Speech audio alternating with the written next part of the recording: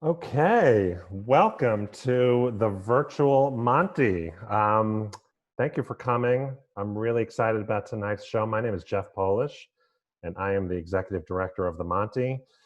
Some of you who are, veterans of the Monty, and even those who came to the last event are probably first remarking at my hair.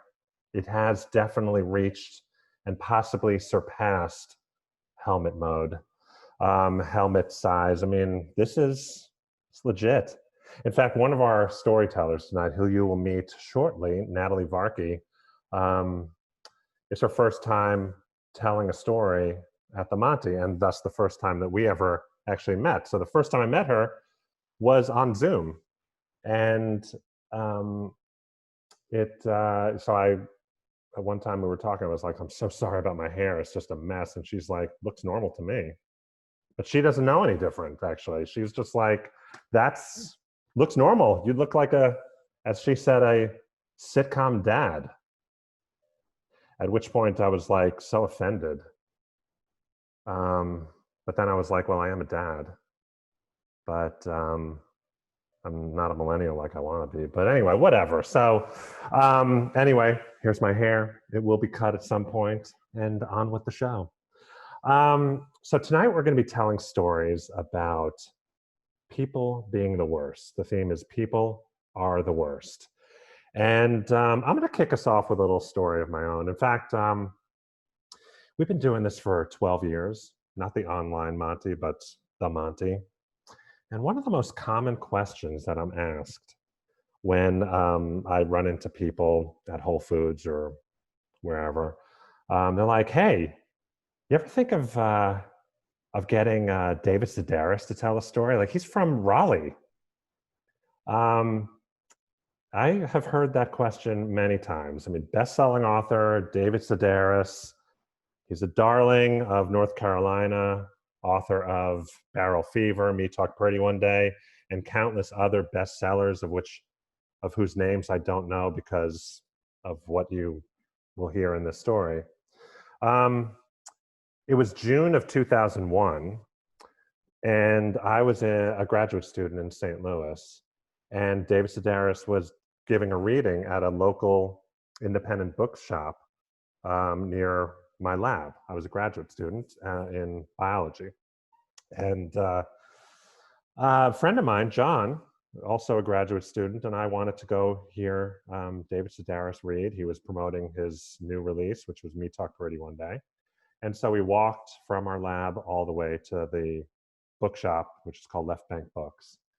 And a lot of you have heard David Sedaris read. At that point, he was just doing normal book tours, just bookshops. But now, 19 years later, like he's selling out Deepak.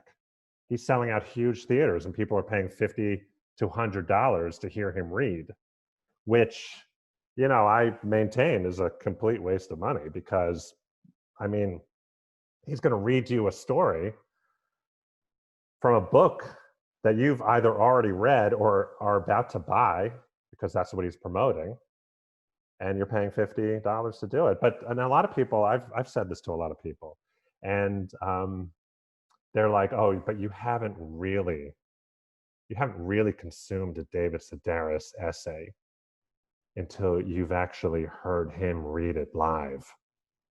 And I admit, like, he is a good reader. He's a great reader. Uh, you know, um, you know who else is a good reader? Me.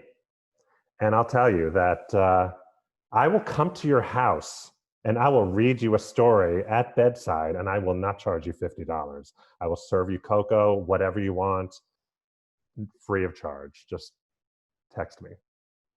Anyway, so John and I going to hear David Sedaris read. Big fan of his.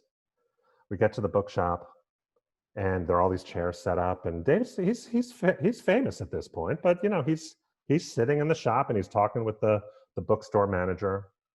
And about 15 minutes before the reading starts, and I need to buy some books because I'm about to get married and we're going on a honeymoon. And what else am I going to do on a honeymoon but read books, So get my books, sit down with John, and we're waiting. And Sedaris actually stands up at one point, and he's kind of walking around and signing books from the people who are sitting and waiting for the reading to start. So he's walking around, signing books, talking to people. He's weaving his way to us. And I said to John, I was like, it'd be funny if, like, I had him sign one of these other books instead of his book. Like, that would be really funny. And I had bought like Michael Chabon's Amazing Adventures of Cavalier and Clay, another Chabon book called Wonder Boys, another book that I can't remember, and then Meet Talk Pretty one day. I bought all those books that day. So I was like, maybe I'll have him sign Cavalier and Clay. That would be hilarious. And John's like, dude, you're an idiot. And I was like, no, it'd be great. So Sedaris winds around, and he finally gets to me, and I hand him Chabon's book. And Sedaris takes it, and he's about to flip it open. He's like, did you want me to sign this book? And I'm like, no, not at all. I'm sorry. I just had all these books. I didn't mean that.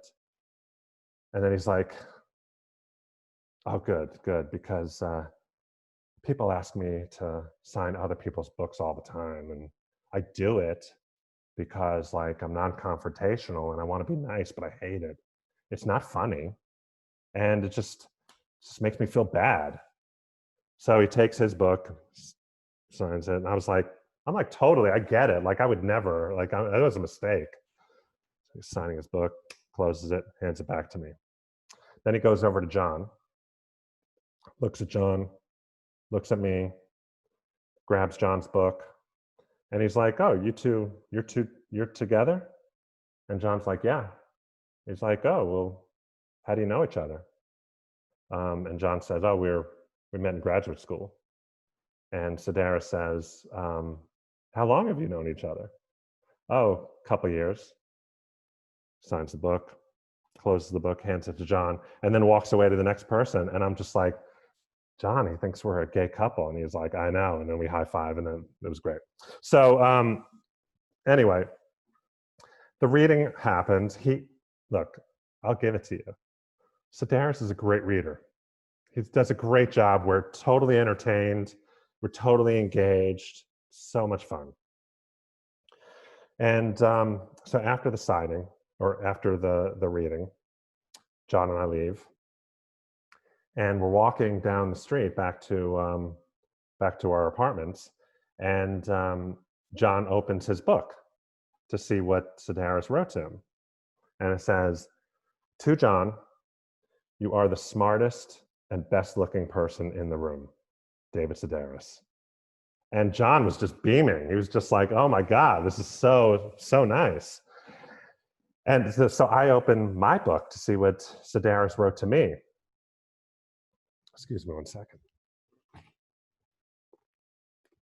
Here's the book. And we're not supposed to use notes at the Monti ever, but I'm going to make an exception now because I don't want to miss any of the words here, okay?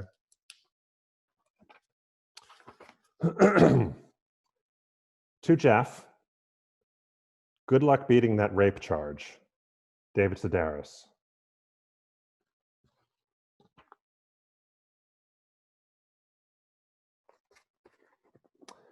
Fuck you, David Sedaris. Fuck you. You are not welcome here. Like, so when people ask me that question, would you have David Sedaris tell a story at the Monti? The answer is yes. I mean, if he wanted to tell a story, like, that would be great. But like, I would give him attitude. I would.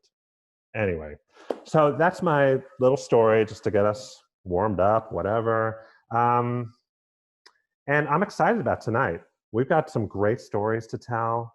And let me tell you a little about what we're going to do tonight. For those of you who are brand new to the Monti, I want to tell you that there are 4 rules that govern every story told at the Monti. The first rule is that the stories that you are going to hear tonight are true stories. The second rule is that the stories that you hear are going to be told without the use of notes. The third rule is that there's a time limit. Typically, at our curated shows, of which this is curated, the time limit for the stories told is 12 minutes. But given the different format, we're keeping the stories between 7 to 8 or 9 minutes. We got 5 storytellers, and then the final rule is that every story will have something to do with the theme. People are the worst. Okay. So I want to introduce you to the storytellers, just so you could see them briefly, and then we'll welcome the first storyteller up. So say hi to the storytellers. Yes. Okay. You could wave to your viewers that you can't see. Um, Excellent.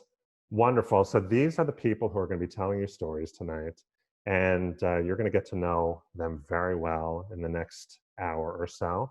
But I'd like to welcome our first storyteller to have a little chat with me, a little conversation with me, and that's Colin Ryan. So the others can turn off their cameras and leave Colin and I to a little chat. Hey, Colin, how's it going? Hi, Jeff. It's going great. So How are you? I'm doing great. You don't live in the area. You live in Burlington, Vermont. For now, For now. Um, we're moving to North Carolina. Hello. When is that happening?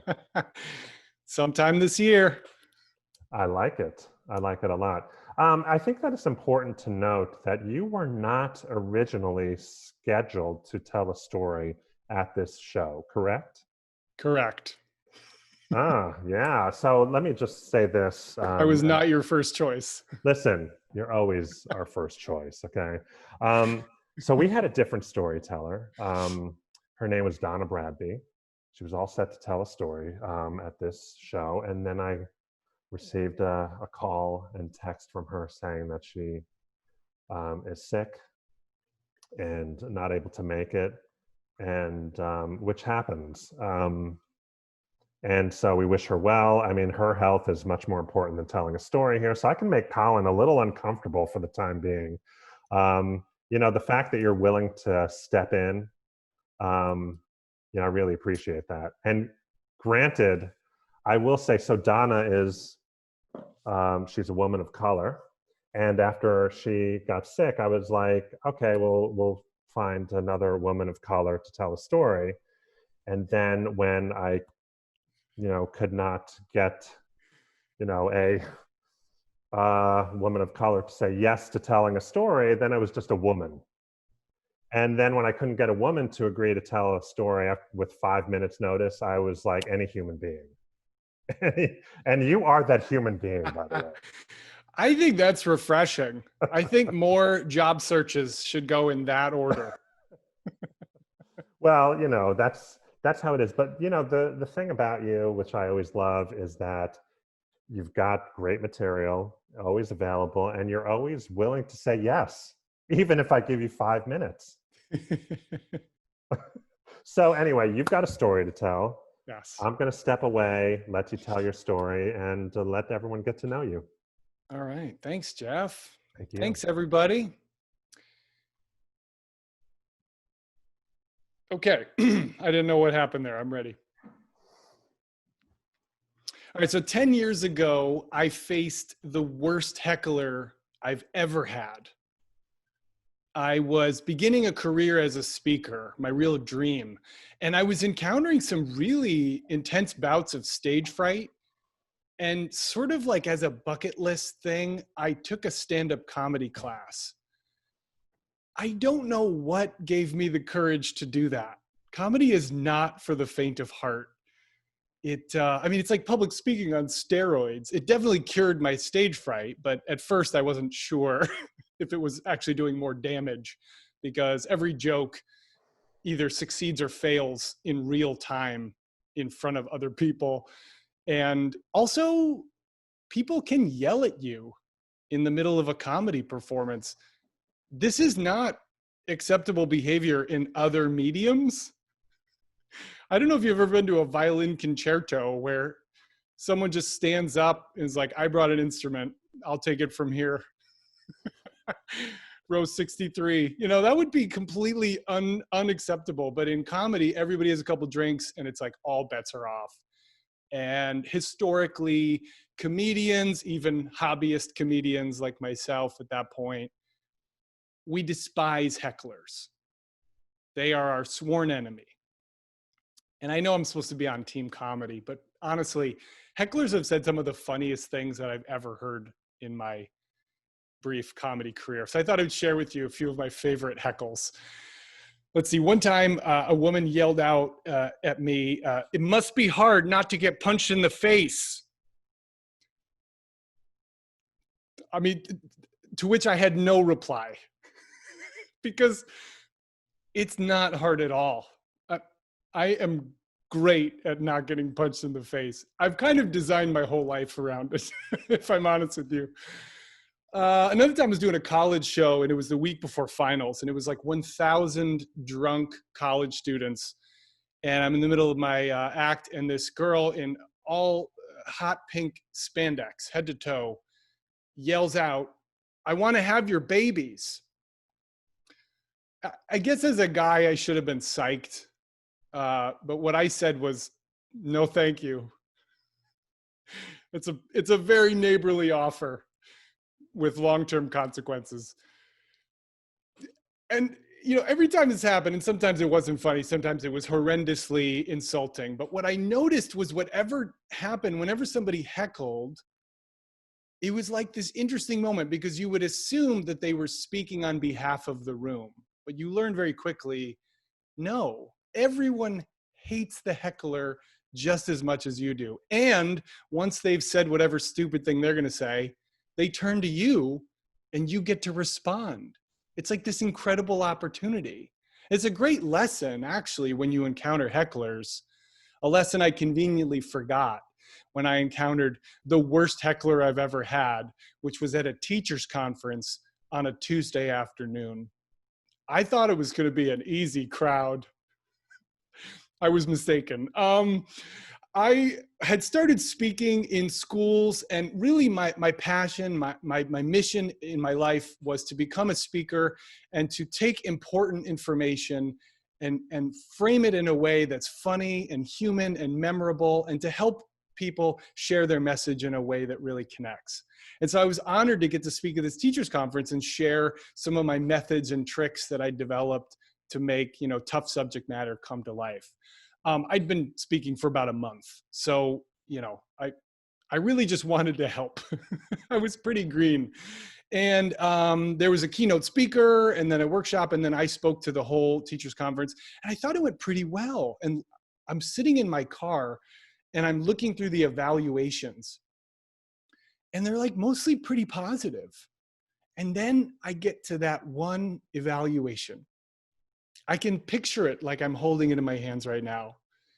This person had written, this suffered in comparison to the keynote speaker, who I'll just add has been speaking professionally for over 25 years. So I'm not really sure how I was supposed to apply that. That didn't feel like constructive feedback. That felt like, go do something else. Let's see. This suffered in comparison to the keynote speaker. Okay, so this is not going well. The next thing it said was, I found this to be dry and pretty talky. I'm a speaker. I don't, what were you expecting? Like, did you want me to make you a diorama? Because I did not plan for that. I was just like rocked by this evaluation. And then finally this person wrote, much of this is stuff I already, and then a period.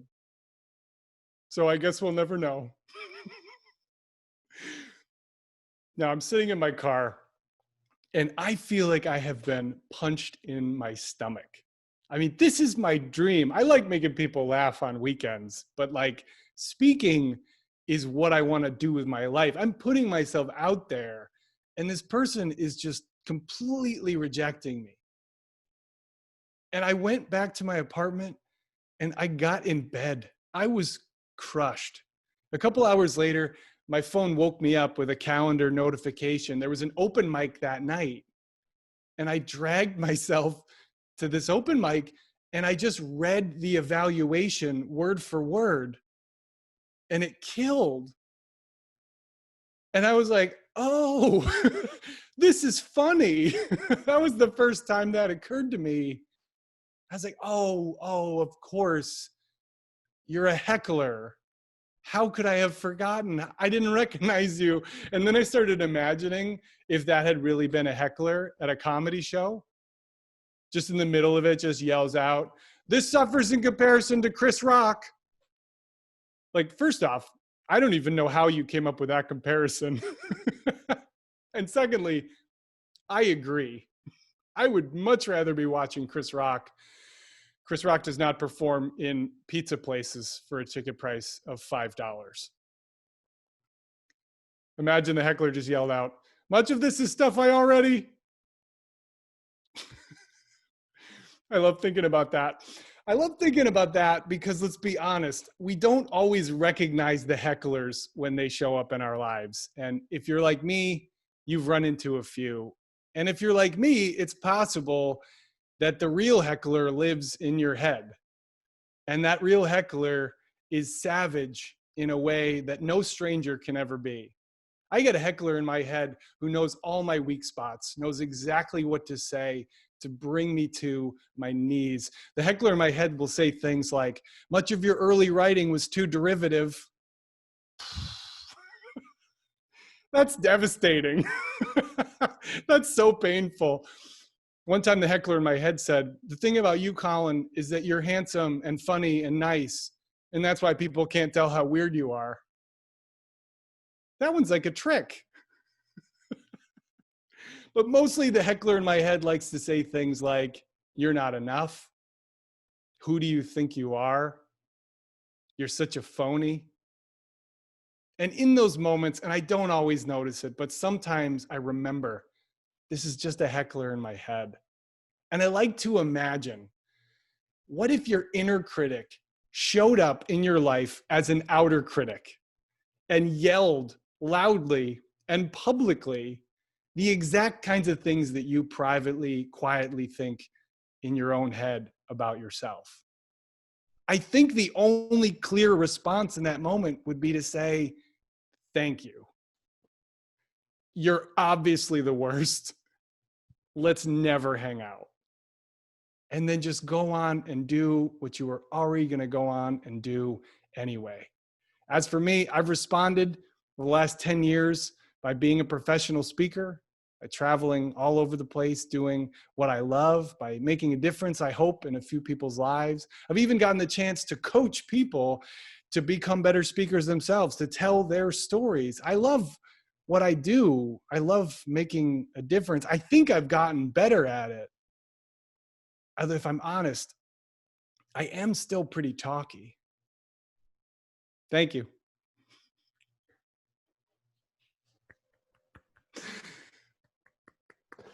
All right. Thank you, Colin. And look at your audience who is just enjoying. They're all on camera now. Love it. So nice to see all of you. Very well done. So I'm going to just chat with Colin. If you guys can give us our privacy, please. Thank you. That was such a nice story. Oh, thanks, Jeff. So I will tell you that just like in your story, like when we had our first show 12 years ago, I got a lot of hate mail after it. There was, and like there were some people that got it, and then there were some people that didn't. Like one hate mail that was said, you know, you might want to stop saying motherfucker so much. So polite. A suggestion. Said, you know, this isn't Def Comedy Jam. And here's the thing: I was just talking about my mother, like not my mother. I was just quoting my mother, not talking about her. And by the way, the only reason I said that is because she texted me before the show and said, "Give me a shout out." That's your shout out, Mom. Love you. Careful what you wish for. And by the way, it was not talking about I was quoting.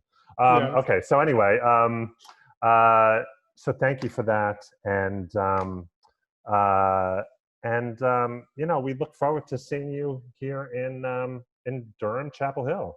That's right. We lived there for 2 months, my wife and I, and we just loved it. Got to do a few Monty stories with you, Jeff, and some of the other people tonight. And we watch all the virtual ones, and we were big fans. So yeah, we're gonna make it official. Nice, nice. Well, look forward to seeing you, and we'll see you very soon. All Thanks right. for the Thanks, story. Jeff. Thanks for doing this. My pleasure. All right, take care. Okay, so that was so great. I mean, it's so awesome to that somebody's willing to just step up with a story with 5 hours of notice. I really appreciate that.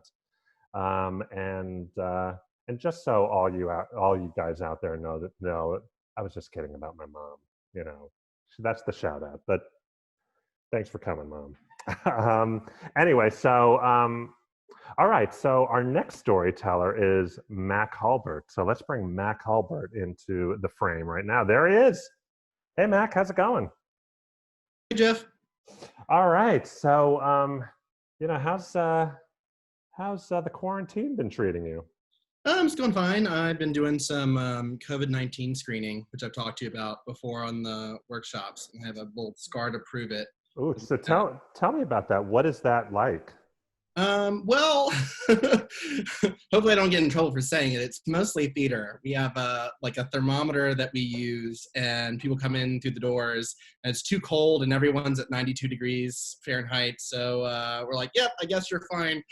And I'm like full on bubble man. I have a face shield. I have an N95 mask and gloves. I have more than other people have.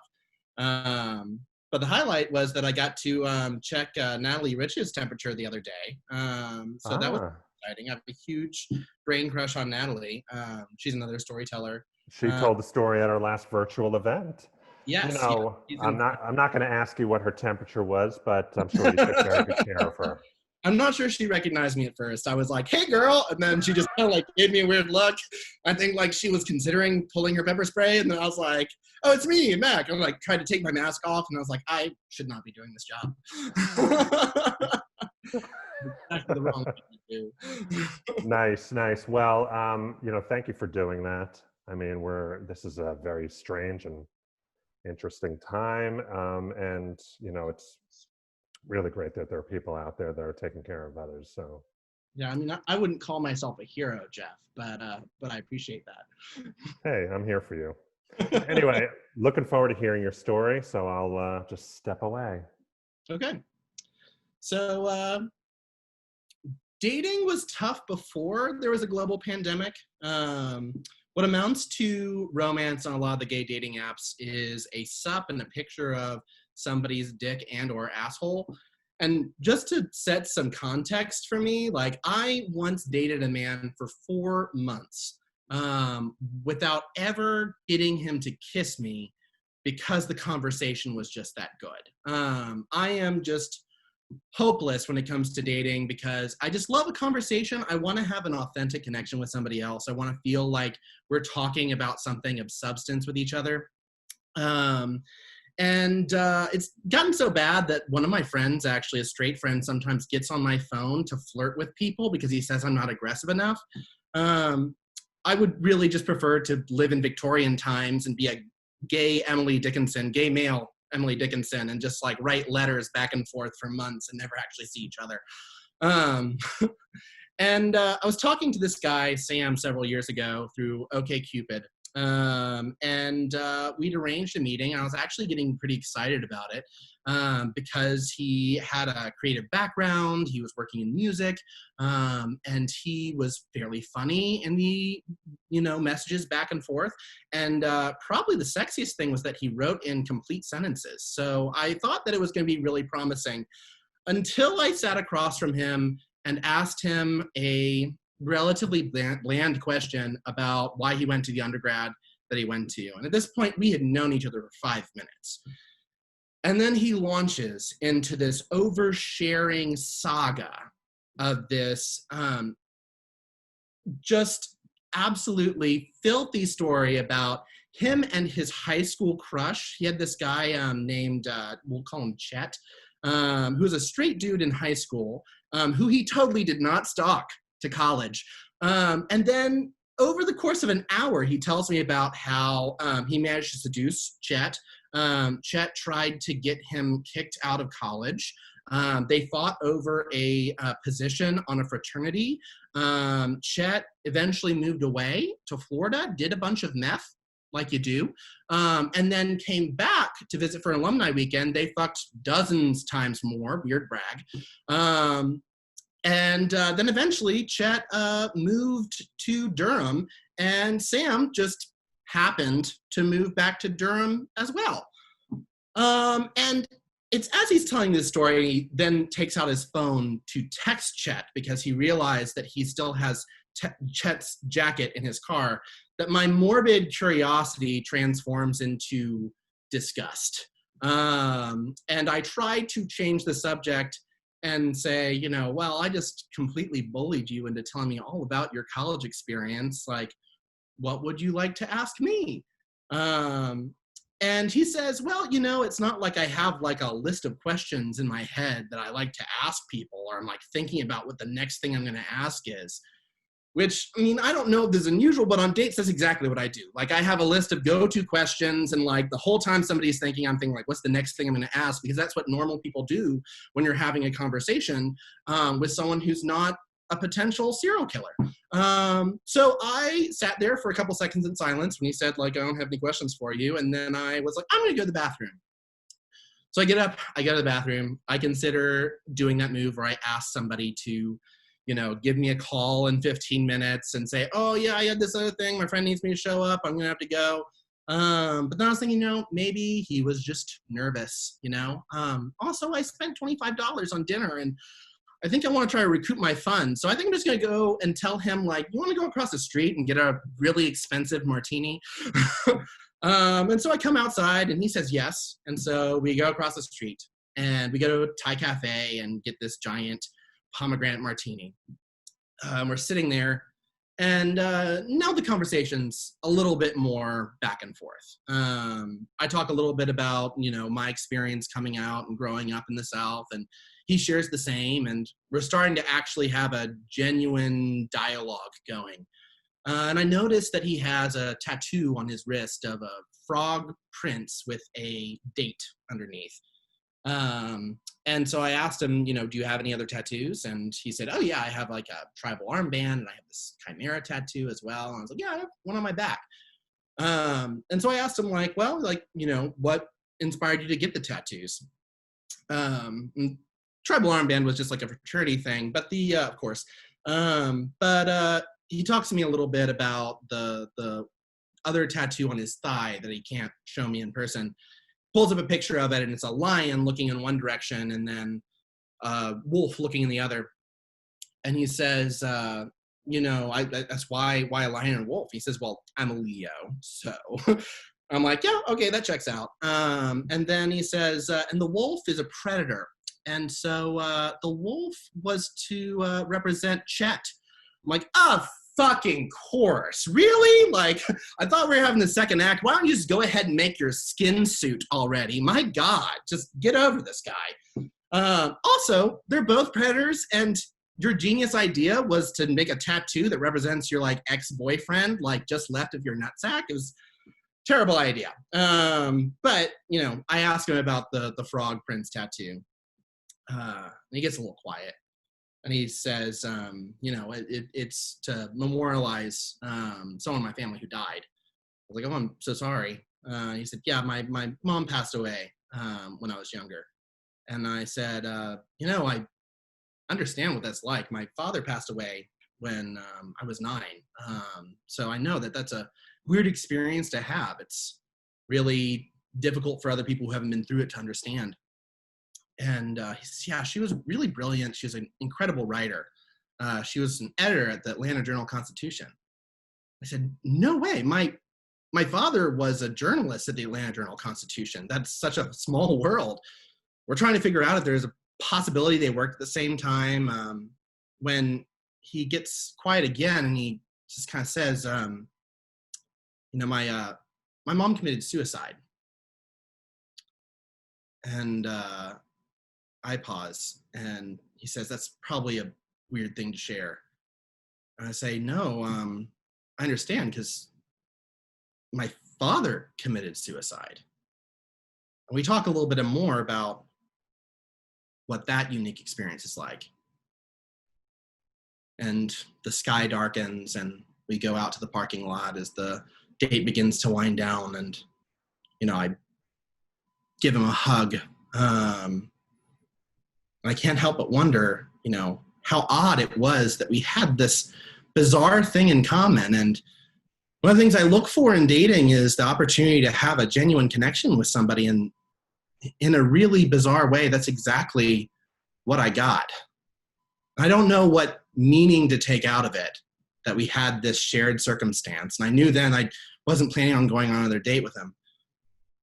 But I think there's something to be said that if I can sit across from somebody whose head is that far up their own asshole and still walk away with a sense that we have some shared kinship,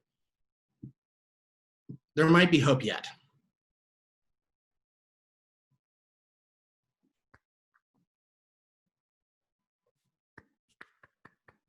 All right, thank you. Thanks, Mac. And your audience is applauding you right now, definitely. So let me chat with Mac for a moment, everyone, if you don't mind. Thanks for that story, man. Thank you for having me. Always a pleasure. Yeah. So quite a. Oh, Natalie's still in this conversation. Hey. You've told many stories at the Monti. How does this compare? Like, how does it compare to sit here at your computer and tell a story that actually has quite a bit of vulnerability in it, particularly at the end? There's definitely, it is weird. These are weird times. I think there is I do have to say I miss the audience's reaction. Being able to hear when people laugh at what you say, and being able to hear the room go quiet when you hit a more serious note. There's nothing that can compare to having that live audience there. Although, having the other storytellers on here is really wonderful. It is nice. Yeah. But, there's also something really cool too about being in a vacuum and telling your story, regardless of the energy in a room. Yeah. So, I think that this is a weird time, but it gives a lot of opportunity for some new experiences and new perspectives. Yeah, and one of the things that's happening now is that you might not be able to feel the audience, but I'm hoping, and I think that they felt you, and that is a gift, and so we really do thank you for that gift. Thank you. Thanks for having me. Yeah, absolutely. So, well, thanks for doing this, and I'll if you could turn off your camera, then I'll intro the next person. All right. Well, thank you, Mac, and yeah, like that. It is true that what we're doing here is, I mean, we're trying to entertain you with our stories, obviously, but on a deeper level, it's about connection, and we just hope that is what is being felt on your end. As we're all in our homes, we hope that we're coming through and reaching you and connecting with you. So thanks for being here, everyone. All right, so I want to welcome our next storyteller, a crowd favorite, Steve Daugherty. Hey, Steve, how's it going? Good, Jeff. How are you? I'm doing great. Both of you. Thank you. It's like this hair is taking on a new life. It's a new life. I'm a big fan. Thank you. And, I'm a big fan of your lack of hair on your head, as I've once remarked. So how have you been keeping yourself? Like, what's been going on? Have you been baking bread? I mean, have your kids been going nuts? Like, what's happening in your world? I wouldn't say they've been going nuts. I mean, I probably couldn't say anything that 1,000 other people have already said, but look, there's been a lot of good of being together with family. We have the privilege of not being entirely, not being desperate in desperate times, Yeah. and so have been able to tolerate boredom and togetherness, and looking forward to this being over, whatever that looks like. But Are you talking yeah, about the really show trying. or the pandemic? What were you asking about? Are you talking about this event or the pandemic? Yeah, this is over at 9. Yeah, right. Okay, yeah. Yes, the pandemic. Yeah, I hear you. Absolutely. And, but, I really appreciate you taking the time to join us tonight. And Excited to. so I'm just going to step out, and we're excited to hear your story. Great.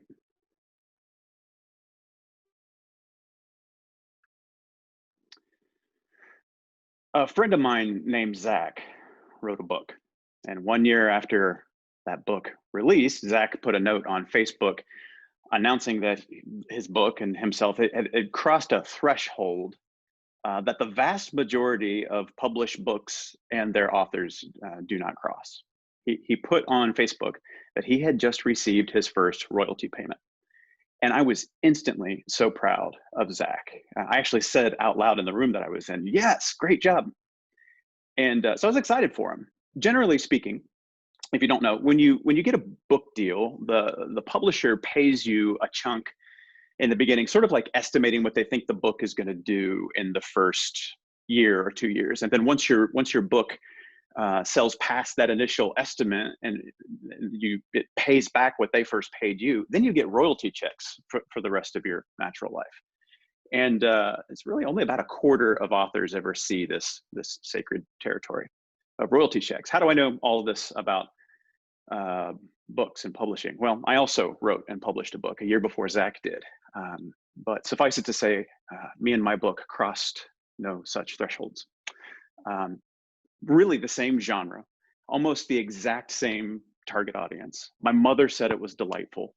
But a couple months after it came out, it sort of seemed like I was the only one still talking about it. And so I read Zach's post, and I feel genuine joy for him and his hard work and this huge accomplishment. But there's this little voice in my head, and it whispers to me ever so slightly, says, "Hey, quick reminder, you suck. Your ideas suck, your writing suck, your book sucks. Zach's the real deal. You're a poser." And so, yeah, thank you, inner voice. This isn't a new voice for me. This inner voice has dogged me my whole life. And so I said to myself at this point in my existence, because I know how to get ahead of it, "Good Lord, Daugherty, don't make this about you and woe is me and compare yourself. Don't do that right now. Zach did his thing. You did your thing. Just celebrate for Zach. It's a huge accomplishment. Just feel good about it." And so I gave myself this little pep talk, and I felt great. I was great with it. The very next day, I get an email from my publisher. And this is an amazing thing because I don't get correspondence from my publisher. And so my ears were a little more perked up too, considering Zach's announcement the day before. So I opened this email and I'm like, what is this about? The email begins, "Dear Sieve." Sieve. So I started laughing, but it just gets better from there because my publisher is making me an offer. They said that since my book's release and the lack of orders, there is a severe overstock of my book. And I tried for a second to pride myself that this is probably the same email that Crystal Pepsi got, or maybe the Zune company got. They said, but because of these circumstances, and for a limited time, I, the author, could buy up to 1,500 copies of my own book. And I could do so for about $1.50 a copy. In other words, nobody's buying your book, but you can fill your garage with a pallet full of them, each one costing about the same as a share size M&M. So this, of course, means that I could mark them up as much as I wanted to and continue selling them to nobody, and then they would have more room for Zach's book. So I'm laughing. And I just decided this is a hilarious story. But here's the thing. Now there's this little splinter in my ego, this little seed that was just dying to sprout and become this fully blossomed exhibit in the case against my worth as a writer and probably as a human being. And a couple days go on and I start to feel angry. I feel anger towards my publisher. I feel anger towards my agent. I feel angry towards the industry. I feel anger towards the market that didn't understand what I was trying to do and for whom.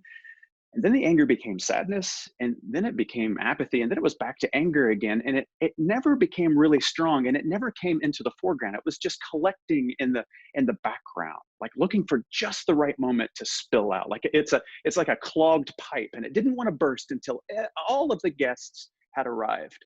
Well, that moment of arrival was traffic. I got onto an on-ramp, and I veered straight across the right lane into the left lane, into the fast lane. And I wasn't going fast enough for that maneuver. I can't really do that maneuver. I've got a 2005 CRV that's got 200,000 some miles on it. So my car lumbers into a lane more than it zips anywhere. So the guy in the blue sports wagon that I veered in front of hated everything about this move. And how did he express his disdain for this move? He drove all the way up into my CRV's colon. And he honked his horn and he raised his palms to heaven, that universal signal for why do you exist in this moment but to torment me, the hero of the show, you know. And I saw all of this in my rearview mirror, and I responded out loud to an otherwise empty cabin, "Oh, relax, Skippy." And there was the anger. There's the contempt. It's right there offering itself to me, you know, by the pallet full. I start to get these ideas. Why don't you slam on your brakes? That'll dislodge him from your tailpipe. He wants to do hand gestures. You know, there's like an ultimate hand gesture you could pull out right now. But what I decide to do is I yank the wheel to the right. I swerve back into the right lane because I wanted to show him with my whole vehicle that it was him that had overreacted.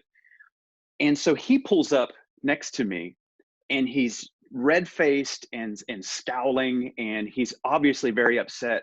And he's making, you know, angry face at me. And it just occurred to me in the moment to stick out my bottom lip and make pouty face at him.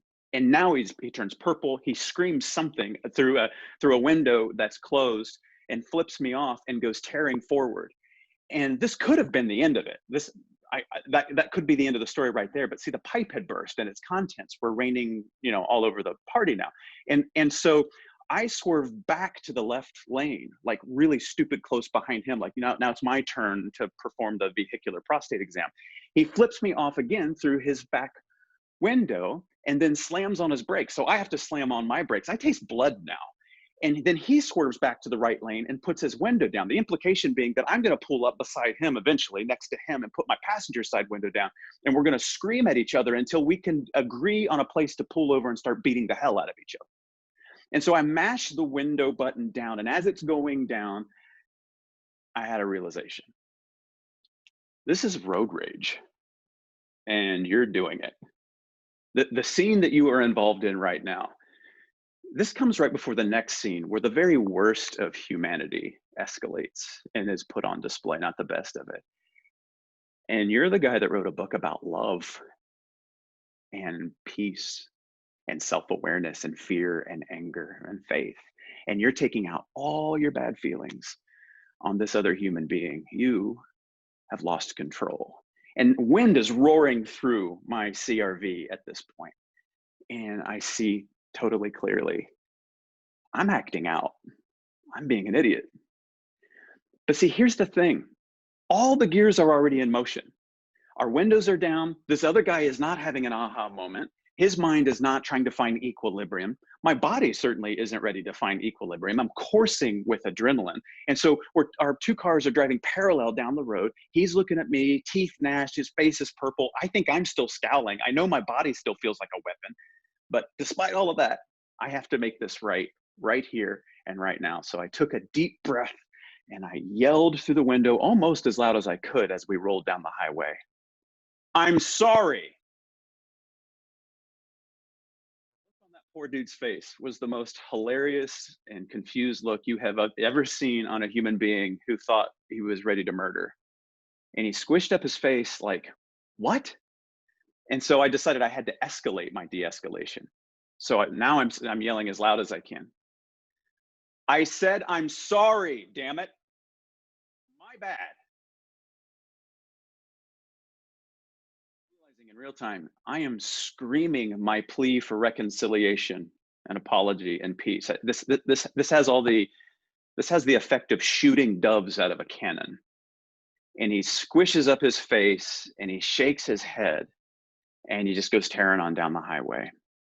And I let out a couple of really big sighs and I drove home. And I was reminded that sometimes people suck, absolutely. But oftentimes, and maybe most oftentimes, I think it's just me going around afraid that people are going to discover that maybe it's me that sucks.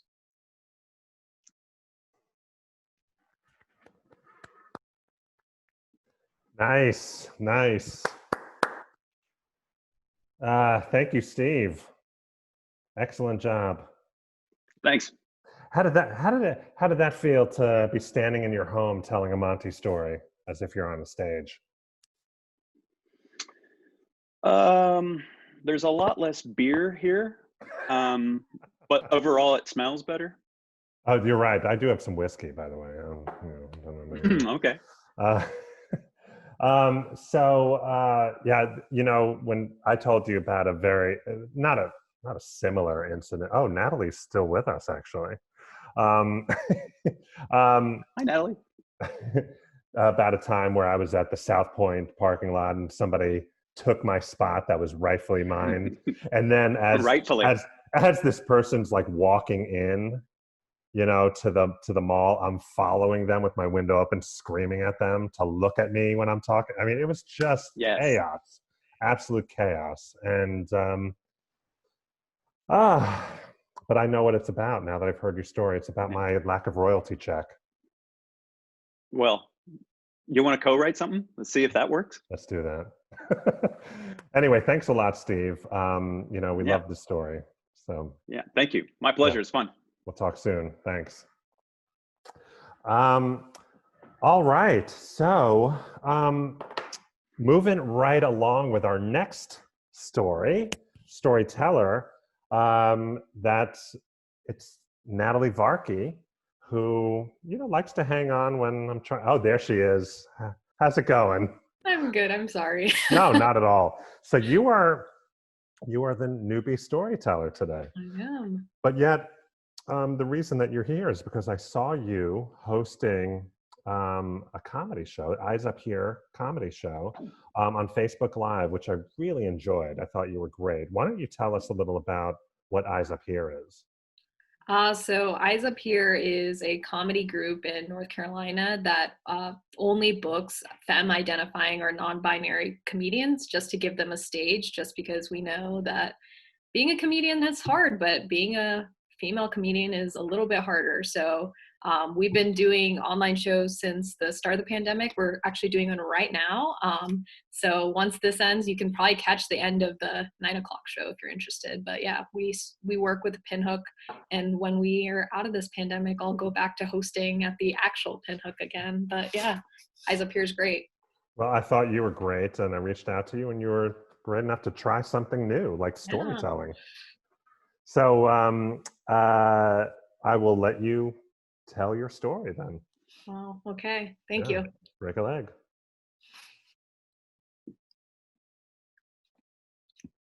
There are flowers in my passenger seat. It's 6 a.m. and I'm driving down to Georgia. Today is April 18th, 2020, and it's my mother's birthday. I'm driving down to bring her roses. I'm driving down 6 hours to Eternal Hills Cemetery because she died in September, and I'm gonna go meet my dad there. When I see my dad, I'm not gonna be able to give him a hug. I desperately would love to be held by someone, but we're in a pandemic. My hands are shaking on the steering wheel, but I convince myself I just need to keep moving, and so I do. And when I arrive, we stand in front of my mother's tombstone. I lay down the roses. I'm standing at a distance from my father. We exchange smiles. The breeze is very beautiful. The clouds are so beautiful, and I'm just sitting there reflecting. And after a few moments, I decide it's time to go. I have to go back. My dad, he tries to convince me to stay. He urges me to come by the house, let him at least give me some Tupperware of food for my drive back. So I agree. I stop by his house. I pick up the food, and then I'm back on the road. 6 hours down, maybe an hour there, and now I'm heading back. And I'm driving, and the music's on, and I'm actually very happy. I came down to do one thing. I did no harm, and now I'm driving back. And for the first time, my mind had been so clouded with doubt and fear, but now it's empty. I have no thoughts, and it's refreshing. And I guess the universe decides I'm having too good of a day, because suddenly my car begins to shake violently. It's shaking violently, so I pull it over to the side of the interstate. I'm on I-85, and I climb out the passenger side to learn that my tire has popped on the highway. And the little calm that I have is like completely gone. I'm frantic. I'm calling my insurance. I'm filing a claim. And I get a hold of them, and they say that a tow truck driver's on the way and that I just need to stay put. And I'm filled with anxiety because that's one rule. We're just not supposed to be in proximity of other people. And I didn't even get to hug my father, but I'm about to get in a car with a stranger, someone I don't know, and I'm going to have to sit in a car with him, and I might get sick, he might get sick, and that's all on me. And my thoughts are interrupted because he calls the tow truck driver, who actually never once gives me his name, and he goes, "Where are you?" I'm in Jefferson, Georgia, I think. "Oh shit, you're in the boony doonies. I'll be there in 50 minutes. Not the best thing to hear when you look like me and you're in the rural South. I'm in the boony doonies. Good, cool. So he shows up after 50 minutes, and he tells me to get in the car. So I get in the car. I put on my mask. I am hands in lap, as far away as possible from this man, because I don't want to get sick. I also don't want to get him sick. And I also can't breathe. Like, this is one rule. When you have anxiety, you breathe. I'm not breathing. I can't breathe. And he clearly wants to have a conversation with me. He's wearing a mask, but he wants to talk, so I let him. He goes on about the pandemic. He talks about the election, and he just keeps talking. And at one point he goes to me, "You know, I've done things during this time I would never normally do." Like, what? Like, what? And he goes, "I bought a fridge. My brother bought a fridge. My mother bought a fridge, because you see, first is the toilet paper, then it's the meat." It's the meat? And so I'm sitting there, and I'm scared, and I'm just, and he keeps pushing. He goes, "I noticed you have a North Carolina, Georgia license plate. What's that about?" I don't want to go into it. I can't go into it. I've had a day, but he keeps pushing. So finally I think maybe he'll stop talking if I just tell him. So I go, "My mother died in September, and today is her birthday. So I drove down to Georgia to give her flowers at the cemetery. And on my drive back, my tire popped." He's like, "Oh, I'm so sorry. I bet a lot of people are telling you that you're going to come out of this thing stronger." And I think, yeah. And he goes, "Well, that's not true. Not everybody comes out of these things stronger." And I just have to sit with that.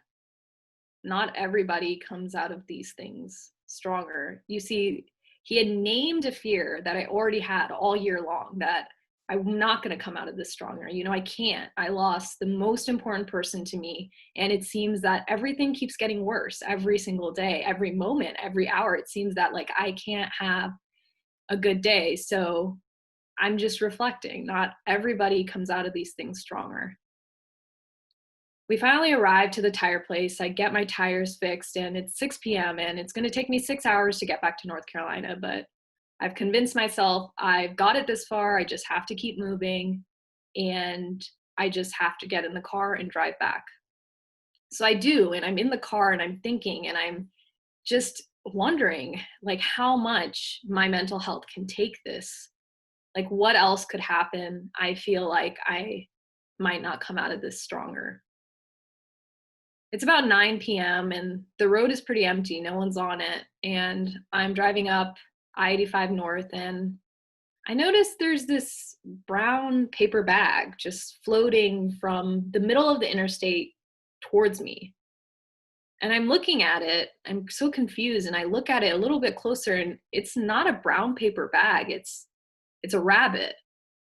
And then this rabbit flings its body against my car. It throws its body against my car. It commits suicide against my car. I didn't hit it. It hit me, and I am losing it. I don't know what to do. Who do I call? Who do I call? And so I call one of my friends, and I'm screaming. I'm like, I saw a paper bag. It's not a paper bag. It hit my car. It's a rabbit. This rabbit just threw its body against my car. She's telling me to slow down. Are you sure? Are you sure? And her small bit of disbelief made me question my sanity. I was like, yeah, I don't know. Maybe not. I'm going to go. I hang up the phone. Maybe people don't come out of these things stronger. Like, my mind is deteriorating before my eyes. I'm thinking I'm seeing a rabbit fling itself at my car, but maybe I've been in the car for 15, 16 hours. Maybe that's just it. I'm just tired. I just need to get home. So I drop it. I stop thinking about the rabbit and I just drive home. And I go to sleep, and I wake up the next day, and I'm a little concerned for myself because I had a hard day, and I can't stop thinking about what this man said and what I think I saw. And my friend, she calls and she asks if she can just stop by the house. She says, can I just stop by and say hi? And so she does, and I meet her on my front porch, and she's in her car. And we're talking from a distance, and she says, it seems like you had a really hard day. I was like, yeah. And look at my car. I'm staring at my car that's across the street, and my bumper is broken. My front bumper is broken. A piece of plastic has come out from the front, and there's dirt all over the front of my car. And I'm signaling to her to look at it. And she goes, Natalie, I don't think that's dirt. I think that's blood. And when I look closer, from my porch, it kind of looked like brown dirt. But as I'm walking towards my car, everything is rushing over me. It was a rabbit. It was a rabbit. I did hit a rabbit. I didn't hit a rabbit. The rabbit hit me. I'm all of a sudden all over tear. I'm staring at my car, and I need to find out, is the rabbit now stuck in the front of my car? And I come closer. She's freaking out, and I look into my front bumper, and there is a rabbit's fetus lodged into the front of my bumper. I am horrified. I'm disgusted. I've never seen something, and I'm in disbelief because I don't understand how this could have even happened. So when the rabbit flung itself at my car, it was pregnant, and its stomach exploded into my car. And then of course the fetus just gets lodged into the front of my bumper. And now I have to deal with this all on my own. And she's telling me I need to go get it to a car wash. And so I do. I drive by myself, and I'm just highest anxiety getting my car washed. And I have to dispose of this disgusting, fetus. And I can't believe that I thought this wasn't real, because it was real. And I did see it. And it's so hard. And I just fix the issue. I fix it, and I do it on my own, and I get home, and it was terrible, and I never want to think about it constantly, but I did do it. I did fix the issue, and I just have all this time to think about the fact that what the tow truck driver said to me wasn't okay. It wasn't kind. And my friend, her intentions were pure with me. I just think she was confused and maybe a little concerned, but her disbelief made me doubt myself. It made me doubt my sanity. And I think people are the only ones that are pulling us back and moving us forward in any way. But I also think that you have to show up for yourself constantly, daily. And I know there's no fast route to healing, that this isn't going to get easier. But I also think back to what the man said to me, that not everybody comes out of these things stronger. But I don't know. I know I will come out of this stronger. Thank you.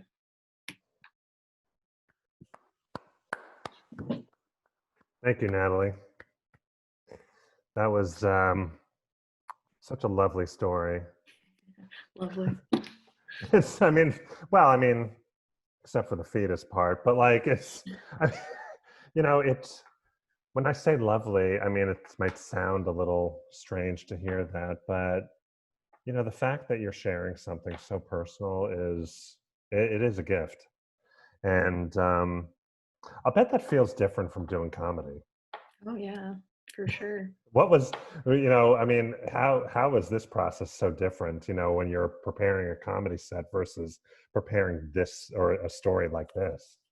Yeah, I mean, well, comedy is so, I mean, similar to storytelling. You guys need audience responses, but I Mhm. think with comedy, it's so easy to like detach yourself from whatever you're saying. And so a part of me, when you asked me to tell a story, was like, oh, I'll just tell a funny story. And I think there are parts of the story that are kind of funny, but generally just being like, no, like you're actually not here to be like a clown. You're here to like connect with people. I Yeah. think that's the big difference. Well, I think you really did that. And I really appreciate you bringing what you brought today. It was such a powerful story. Thank you. Thank you. Yeah, we'll see you very soon. Okay, and now we are down to our last storyteller of the night, actually, and that is Carter Kersh. Come on in, Carter. He's come. Oh, there he is. Hey, Carter, there. what's going on? How are you? Doing so good. Like I'm looking at the name that you chose to have in the corner of your screen, Jeff's hair. I appreciate Yeah. that. Yeah. And that by was the for way, you and I have very you know, similar. I mean, we don't have similar hair, but like when yours grows, it grows up. You know, it gets pretty large, right? Yeah. But you cut your hair, right? Like you had it cut. Well, I mean, cut I cut my hair. You cut your hair? What do you mean? Yeah. Well, it looked just like yours. Yeah. So I don't know that I'd recommend this, but my hair looked like yours. And I took a pair of scissors and I went into the shower. We had a little outdoor shower. And I was like, yeah, I'm going to do this. And it felt pretty good, except a couple of times when I could kind of feel like a little pinch on the scalp. So, yeah. And so how did it look? I mean, did you do a great job? It looked like it had been chewed by a beaver. Not good. Oh, you mean like this? That's it. That's fantastic. Oh my God, that's it. That is Okay. impressive, sir. Thank you. That's so good. All I right. knew I shouldn't have sent you that picture. That was a moment of weakness. I can't believe I sent that to you. Oh, you always need to check yourself, my friend. But I Oh, appreciate God. that you did that. And look, you've got a story to tell. We're excited to hear it. And have at it, sir. Okay. All right. Thank you. Do I have to do anything or do I just tell the story now? You're ready. Okay. Fantastic. Also, thanks for showing the back of my hair. That's fantastic. That really helped. Okay. So I do not know what provoked her. I just know she is running after me and I am terrified. I am 6 years old and my sister, who's 12, is running after me. And I have a little head start, but she's like way bigger than me. And so she's catching me and I do what like any animal would do, like a beaver, I guess. And I lie down. And my sister is so surprised by my odd defensive maneuver that she can't swerve around me or leap over me. And so she steps right on me. She steps on my hip and it is excruciating. And I scream and she feels so terrible. Like if she's listening tonight, which I think she is, I know she hates that I'm doing this moment. She feels so bad in this moment. She runs in the house and she gets help. And my older brother comes and he like scoops me up and he carries me into the house. My leg is like dangling, and they bring me in and they give me some like, St. Joseph's aspirin or something. And my dad calls the hospital and then drives me to the hospital. And I don't really remember anything until I woke like sheathed in plaster, like one leg completely encased all the way in plaster, my other leg sort of with like a knee length, like a jort of plaster, and then a metal bar in between my legs and these two, strategically placed holes. And then the ensemble was completed with a plaster top, kind of the tank top wife beater variety. It's the mountains of North Carolina. And so you might think this story is about how my sister is the worst person, but I have to be honest. First of all, she felt so remorseful.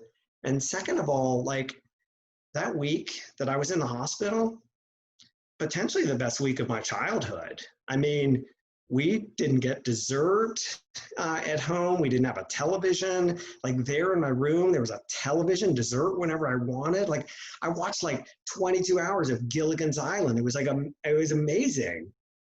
No, the problem started when I had to leave the hospital and go home. And I was delivered into the clutches of my arch nemesis, my younger brother, Cleve. Cleve, in a way, like I guess many little brothers do, but he knew how to get me and tease me in a way that was like the voice in Steve's head and in Colin's head. Cleve was that voice for me. And so he could find the thing and get me. And here I was now defenseless and immobilized in my plaster-like tomb. And my parents had left their bedroom. I got the king bed. And so I'm just lying there like 6 weeks. I have to be in this cast. And my little brother would come in and he knew he could get me and he would get close. And then he would like to be just out of reach. And he would sing, "Nobody likes me, everybody hates me. I think I'll eat a worm." And you're like, that's not that bad. But for someone like me who like, I kind of look sort of weird and we had kind of a weird family, so I felt really weird. And so I knew nobody liked me. And also like, I kind of had a thing about worms. And so he just knew the thing. And so I would be like sobbing with rage and I would be just like lying there. And I finally figured out how to like kind of inch over and snatch him. And then he figured out how to run all the way over to the other side of the king bed. Nobody likes me, everybody hates me. And I would get enraged and I would learn how to like rock my plaster contraption and torque my body over, like flip my whole body over with like my ass hanging out and like my kibbles and bits out of one of the strategic holes. And I would get him and it just escalated and escalated. And even when the cast came off and I could catch him whenever I wanted, Cleve knew how to get me. Everybody hates me. I think I'll eat a worm. Time, circumstances, as they do, they heal wounds. A couple of years later, my parents divorced and my mother moved to New Orleans and my father moved us from the mountains of North Carolina to Mississippi to be close to her. And so, I don't know if anyone's been to Mississippi or lived in Mississippi, but we had some rednecks in the mountains of North Carolina, but these people on the coast of North Carolina or coast of Mississippi were just like, and so once again, I felt weird and out of place, but Cleve and we were out of place together. And so it was sweet, actually. We would ride our bikes together. We would use this like long string of curse words that we learned from our father. I mean, unintentionally. We were so good at cursing at age 8.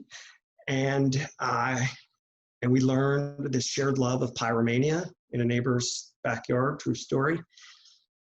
But I knew the wound from the worm really healed when a couple of years later, we abandoned Mississippi, came back to North Carolina. It was the summertime and I was going to be starting middle school. We had nothing to do. And we decide, you know, and we'll start a detective agency, as you would. And so we get some secondhand trench coats and we're walking around the streets of Brevard, you know, cracking cases, and very inconspicuous in our trench coats there in July. And I remember this one day, we had a really big game, just some impressive cases that we had nailed down. I think we'd followed some old people to the senior home, but we were walking home, and you know, we had our detective kits. I mean, you have to have your detective kit. The detective kit had all the good stuff that we'd been able to buy at the 5 and dime store. We had these metal Band-Aid boxes that had, like, you know, magnifying glass and like some random spare keys and like sunglasses and a fake mustache, because you never know. And so we have our detective kits and we're walking home and we're going through this field behind the grain store, and I can see our house. It's like a quarter of a mile away, through a parking lot, through another field. And I noticed these 2 kids on bikes, younger than us. They're on their bikes on the road, tracking us. And so Cleve and I come out of the field, and these kids come up and they're waiting for us. I'm like, Cleve, be ready. And they're younger, but they're tough looking. And so the one says, what do you have there? And I was like, well, I mean, you know, detective kit. And he's like, well, hand it over. I'm like, Cleve, run for home. And Cleve, he just didn't move fast enough. And so the littler kid grabbed him. It's not super important to the story that it was the little sister, but it was the little sister. She got Cleve and she got him in a chokehold around the neck. And the brother looks at me and he's like, okay, it's the detective kit or your brother. I mean, it's a pretty nice detective kit. But I was like, I took that thing and I threw my metal Band-Aid case the other direction. And I was like, okay, you shit-ass motherfuckers, you take the detective kit, but you give me back my little brother. Thank you.